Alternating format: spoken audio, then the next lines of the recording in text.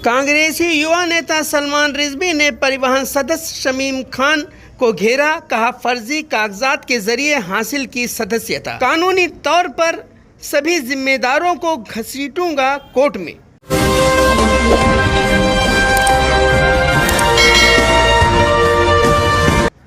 मैं सुल्तान रिजवी, आप देख रहे हैं DDH TV न्यूज़। दर्शकों, एक बार फिर शहर में सियासी पारा का परवान चढ़ता नजर आ रहा है। वहीं एनसीपी नेताओं की परेशानी कम होने का नाम नहीं ले रही है। आमदार अवार्ड के बाद अब शमीम खान को कानूनी शिकंजे में कसने की तैयारी शुरू हो गई है और ये तैयारी सलमान रिजवी ने की है, जो मुमरा शहर कांग्रेस के चर्चित युवा नेता हैं। उन्होंने परिवहन समिति के सदस्य का पद हासिल करने वाले कई नेताओं को RTI के तहत कागजात का पूरा ब्यौरा संबंधित विभाग से मांगा है, लेकिन सलमान के मुताबिक उन्हें वो कागजात नहीं दिए गए हैं जिनकी मांग लिखित तौर पर सलमान ने की थी। फिलहाल सलमान रिजवी ने अब पूरा मन बना लिया है कि कागजात के सहारे पद हासिल करने वालों को कटघरे में खड़ा करके रहूँगा। सुनिए इन्होंने क्या कहा है। ये कैसा है कि मैं आज नहीं आया हूँ, मैं तकरीबन 10 दिन से यहाँ आ रहा हूँ जा रहा हूँ। मालूमात के हिसाब से मैंने RTI डाला था कि जितने भी 2020 के अंदर चुने गए TMT के जो जितने भी सदस्य हैं परिवहन के, जिन्होंने अपना नॉमिनेशन डाला था, वो उनके जो कागजात हैं, जो डॉक्यूमेंट्स उन्होंने सबमिट किया हुआ है परिवहन में, वो सब कहीं ना कहीं फ्रॉड है, इलीगल है, फर्जी हैं। उसके ख़िलाफ़ मैंने RTI डाला तो RTI अधिकारी ने भी उस डॉक्यूमेंट को देने से इनकार किया। उन्होंने मुझे डॉक्यूमेंट दिया है, ये 12 लोगों का मुझे ये चिट्ठा उन्होंने दिया है। लेकिन 12 लोगों का जो चिट्ठा दिया है और जो मैंने उनसे मांगा था वो इसमें एक भी नहीं है।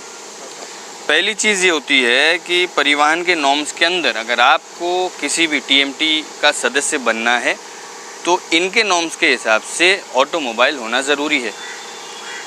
6 साल का किसी भी इंडस्ट्री के अंदर, ऑटोमोबाइल इंडस्ट्री के अंदर 6 साल का काम करता हुआ एक्सपीरियंस होना ज़रूरी है।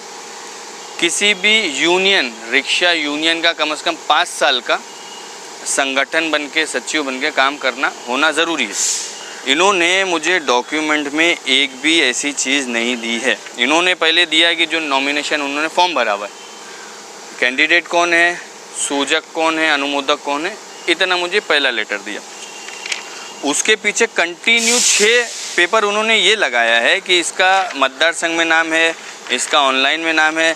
मतलब 6 पेपर मुझे खाली ऐसा लग रहा है कि मुझे बेवकूफ़ बनाया जा रहा है कि 6 पेपर 7 पेपर उन्होंने इसमें ये दिया है कि इनका इलेक्शन मतदार यादी के अंदर नाम है। तो ये तो एक पेपर में बता सकते थे कि नाम है, 6 पेपर देने की उनको ज़रूरत नहीं थी।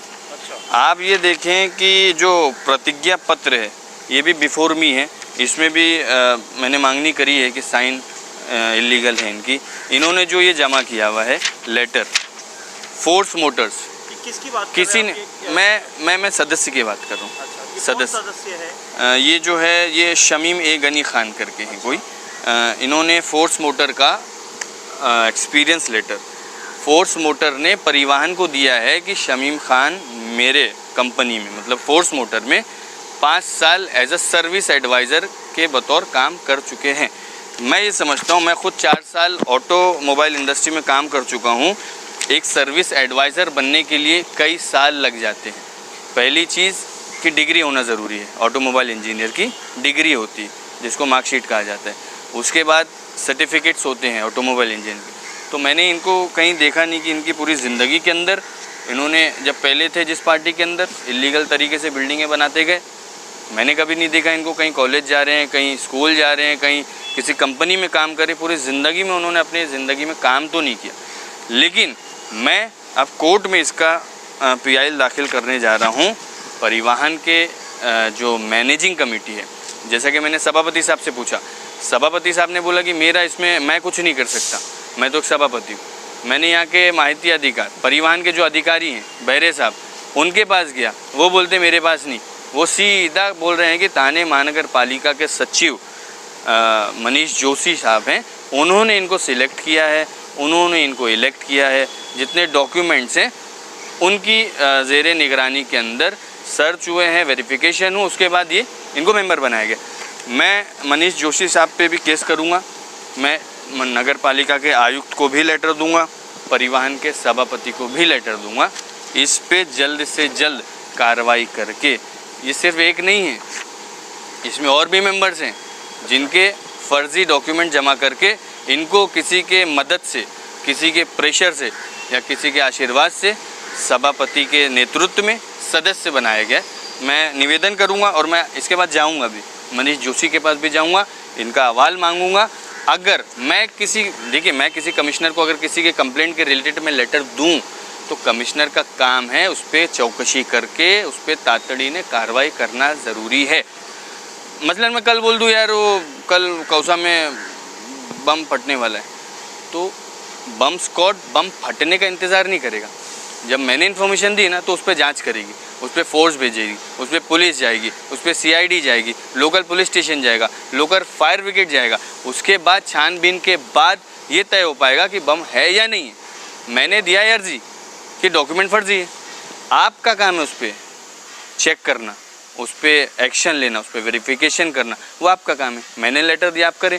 और आने वाले 10 दिन के अंदर अगर इन पे कार्रवाई नहीं हुई और जितने मेंबर्स जिन्होंने फ्रॉड डॉक्यूमेंट जमा किया वो सस्पेंड नहीं हुए तो मैं थाने परिवहन समिति के नीचे अपने कार्यकर्ताओं के साथ, अपने अध्यक्ष के नेतृत्व में, एडवोकेट विक्रांत साहब के नेतृत्व में महाआंदोलन करूँगा। यह आह्वान है मेरा। दर्शकों, इस पूरे मामले में कितनी सच्चाई है और कौन दोषी है, कौन निर्दोष है, ये तो जांच का विषय है। जांच के बाद ही हम दावे के साथ कह सकते हैं और एक दूसरे पर आरोप प्रत्यारोप लगा सकते हैं।